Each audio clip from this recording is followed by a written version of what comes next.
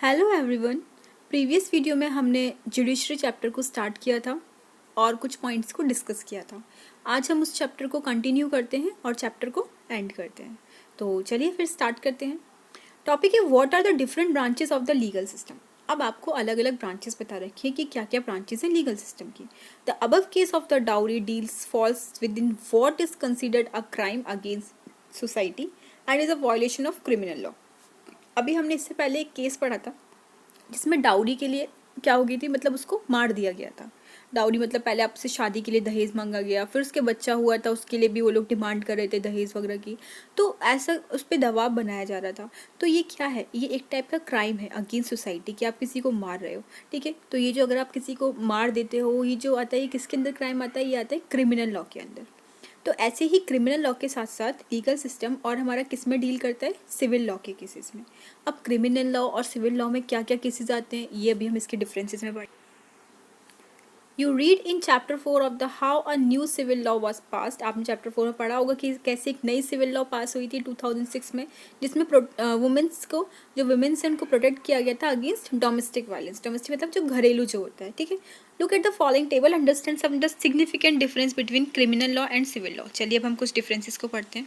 First of all criminal law, ये किस में डील करता है, deals with conduct or act that the law defines as offence. जैसे कि अगर आपने कोई चोरी की है, आपने हैरेस करा है, मतलब किसी वुमेन को परेशान करा है, कोई छेड़खानी वगैरह टाइप की चीज़, डाउरी, ठीक है, जो दहेज की जो आ जाती है, मर्डर हुआ है, तो ये सब आपके किस में आ जाएंगे, क्रिमिनल लॉ में। मतलब आपने क्राइम किया है, आप किसी को हर्ट कर रहे हो, किसी को नुकसान पहुंचा रहे हो, आप इंजर्ड कर रहे हो उसे, तो ये सब किस में आ जाएगा, आपका क्रिमिनल लॉ में।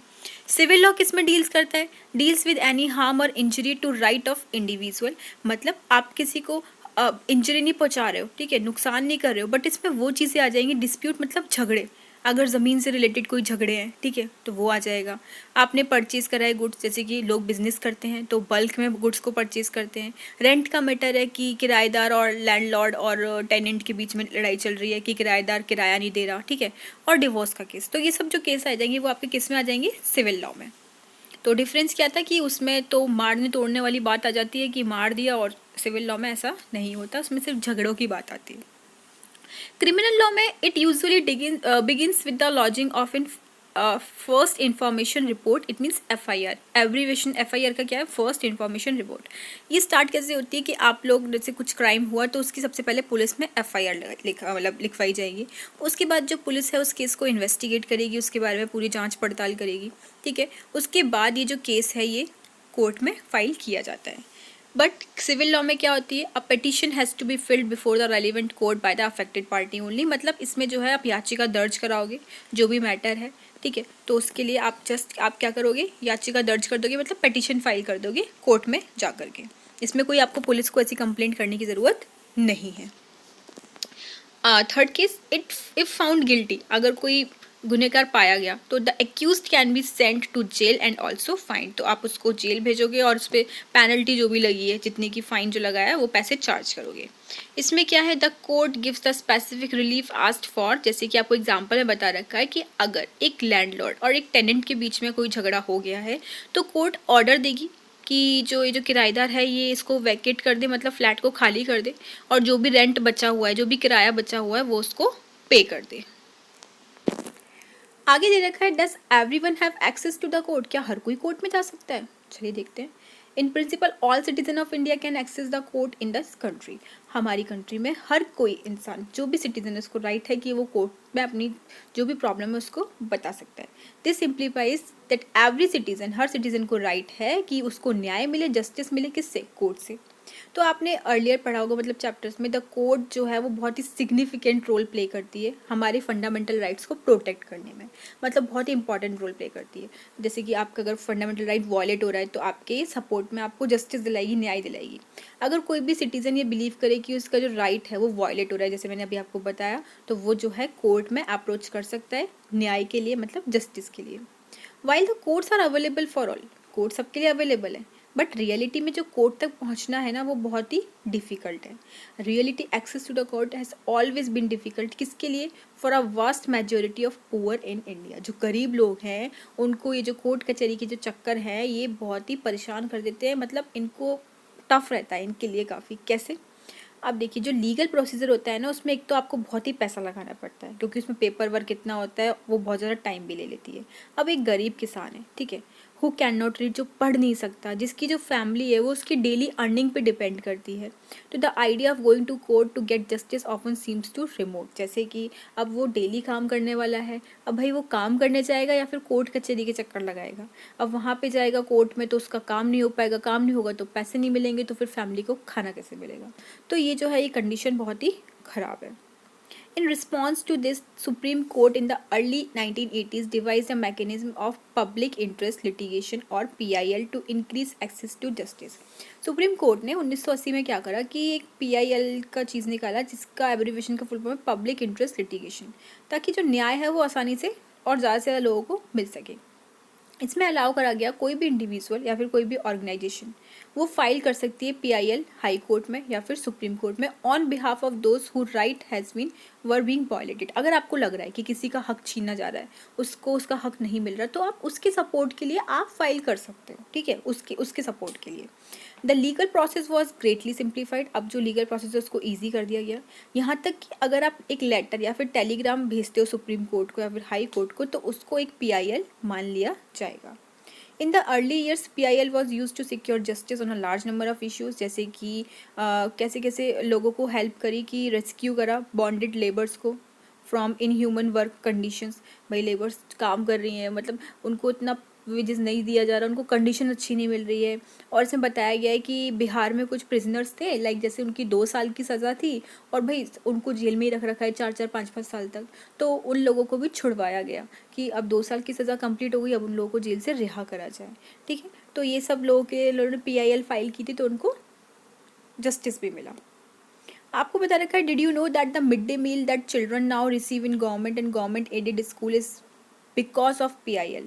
आपको पता है आज के टाइम पे आपको पता होगा कि सरकारी स्कूल में जो खाना मिलता है, मतलब मिड डे मील, अक्षय पात्रों में जो खाना बनता है, ठीक है, ये भी एक PIL की वजह से मिला है। See the photos on the right and read the text below to understand how this came out. जैसे कि आपको फर्स्ट में क्या बता रखा है, इन फोटो 1, जैसे आपको मैं फोटो 1 दिखा देती हूँ, ये रही फोटो 1, ठीक है। आप देख रहे होंगे ड्रॉट मतलब सूखा पड़ा हुआ है, तो देखते हैं। फोटो 1 में बता रखा है कि 2001 में ड्रॉट मतलब सूखा पड़ गया राजस्थान और उड़ीसा में, mean that million faced an acute shortage of food. यहाँ पे क्या हो रहा है कि खाने की क्या हो गई, कमी हो गई, क्योंकि ड्रॉट पड़ा है। फोटो 2 ये रहा, आप देख रहे हो कितना अनाज है, कितने गेहूं के बोरे रखे हुए हैं। तो इसमें बता रखा है, मीन वाइल द गवर्नमेंट के जो गोडाउन्स हैं वो फुल ऑफ ग्रेन्स, उनमें अनाज से उनके गोडाउन भरे हुए हैं, जबकि वो जो ये जो गेहूं जो है वो कौन खा रहे हैं, रेट मतलब चूहे खाए जा रहे हैं इनके गेहूं को। देखिए भाई क्या कंडीशन है। आगे देखते हैं थर्ड में आपको ये सिचुएशन दिखा रखी है, यहाँ पे लोग बैठे हुए हैं, तो इसमें आपको बता रखा है, in this situation of hunger amidst plenty, एक ऑर्गेनाइजेशन है called the people's union of civil liberties, PUSL की फुल फॉर्म, इन्होंने एक फाइल करी PIL, कहाँ पर, सुप्रीम कोर्ट में। इट स्टेटेड दैट जो फंडामेंटल राइट है, राइट टू लाइफ, ठीक है, ये फंडामेंटल राइट क्या है, राइट टू लाइफ, जो कि कौन से आर्टिकल के अंदर आता है, 21 ऑफ द कॉन्स्टिट्यूशन। जो आपका राइट टू लाइफ है उसमें इंक्लूड है आपका राइट टू फूड, ठीक है। अभी हमने पहले भी पढ़ा था कि राइट टू लाइफ में राइट टू हेल्थ भी आता है, ठीक है, और राइट टू फूड भी आता है।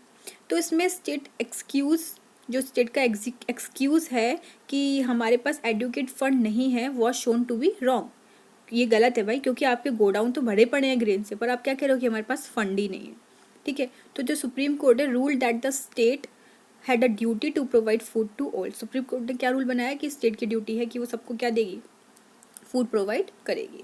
और ये 4th में आपको मिड डे मील का आपको दिखा रखा है कि खाना दिया जा रहा है बच्चों को, उसको पढ़ते हैं। तो फोटो 4 में, if therefore directed the government to provide more employment, मतलब गवर्नमेंट जो है ज़्यादा से ज़्यादा रोजगार देगी, लोगों को जॉब्स देगी, एम्प्लॉयमेंट प्रोवाइड करेगी, फूड प्रोवाइड करेगी एट चीपर प्राइस, मतलब सस्ते रेट पे आपको फूड मिले, खाना मिल सकता है, कैसे, through the government ration shops. Ration की जो शॉप होती है उसमें गेहूँ चावल जो मिलता है वो आपको थोड़े सस्ते रेट पे मिल जाता है। और क्या प्रोवाइड करेगी, मिड डे मील्स चिल्ड्रन को, मतलब जो गवर्नमेंट स्कूल में जो बच्चे उन्हें खाना मिलेगा। It also appointed 2 food commissioner to report to the implementation of the government schemes. और फूड कमिश्नर्स को भी मतलब अपॉइंट किया गया कि ये लोग जो हैं स्कीम्स के बारे में जानकारी देते रहे। For the common person, access to court is access to justice. आम लोगों के लिए कोर्ट तक पहुंचना मतलब क्या है कि आप न्याय तक पहुंच रहे हो, आपको न्याय मिलने वाला है।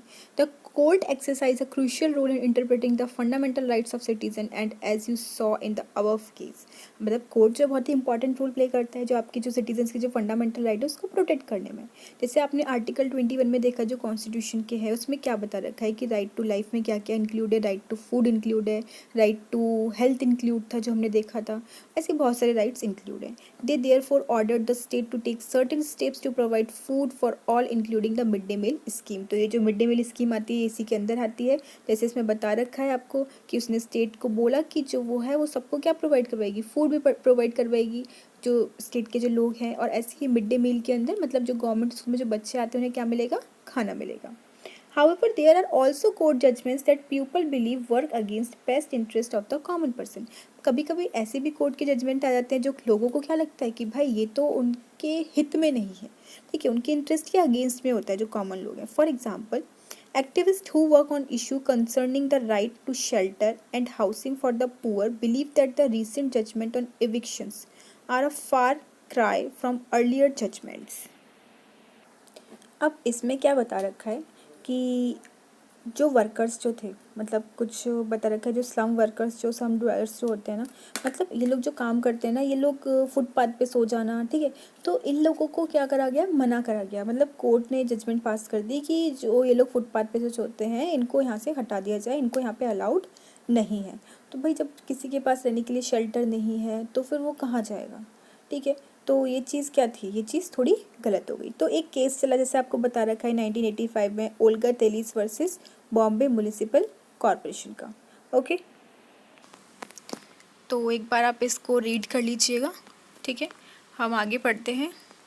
Another issue that affect the common person access. अब देखो और इशू क्या बता रखा है कि जो जस्टिस है ना बहुत ही मतलब लंबा टाइम चला जाता है। जैसे अभी आपने रिसेंटली निर्भया का केस देखा होगा, 8 साल लग गए। मतलब आपको जो केस है ना वो चलता रहता है, काफ़ी टाइम लग जाता है फाइनल डिसीजन लेने में। The phrase justice delayed is justice denied is often use to characterise this extend time period that court takes. मतलब वही है कि जो कोर्ट है वो डिसीजन लेने में बहुत ही ज़्यादा डिले कर देता है। ये आपको बता रखी है नंबर ऑफ़ जजेस इन इंडिया कि सुप्रीम कोर्ट में कितने हैं, 34, ठीक है।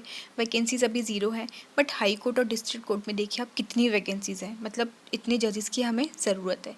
तभी तो आप देखो कि भाई एक जज कितने केस को सुन पाएगा। तो इसलिए जो ये जो केसेस हैं ये डिले पे डिले होते जाते हैं और इतनी जल्दी नहीं हो पाते। पर इन सब के बावजूद भी हम इस चीज़ को डिनाई नहीं कर सकते कि जो जुडिशरी है बहुत ही इंपॉर्टेंट रोल प्ले करती है डेमोक्रेटिक कंट्री में, serving as a check on the power of the executive and the legislature as well as protecting the fundamental right of citizen. मतलब ये भी चेक करती है कि मतलब एग्जीक्यूटिव और लेजिस्लेचर मतलब हमारी गवर्नमेंट को भी पूरा ध्यान रखती है कि गवर्नमेंट कुछ अपने पावर्स का मिसयूज़ ना करे, ठीक है। लोगों के फंडामेंटल राइट को क्या करती है, सिटीजन्स को प्रोटेक्ट करती है। तो बस यही आपको बता रखा है कि जुडिशरी जो है की फीचर है हमारी डेमोक्रेटिक कंट्री का। मतलब एक इंडिपेंडेंट जुडिशरी होना बहुत ही ज़रूरी है, तभी लोगों के लिए जो जस्टिस है वो मिल पाएगा। तो यहाँ पर जो है वो आपका चैप्टर एंड होता है। होप आपको चैप्टर समझ में आया होगा। अगर आपको वीडियो अच्छा लगी तो प्लीज़ चैनल को सब्सक्राइब कीजिएगा, वीडियो को लाइक कीजिएगा। नेक्स्ट वीडियो में हम इस चैप्टर से रिलेटेड MCQs को डिस्कस करेंगे। Thank you for watching, bye bye, take care.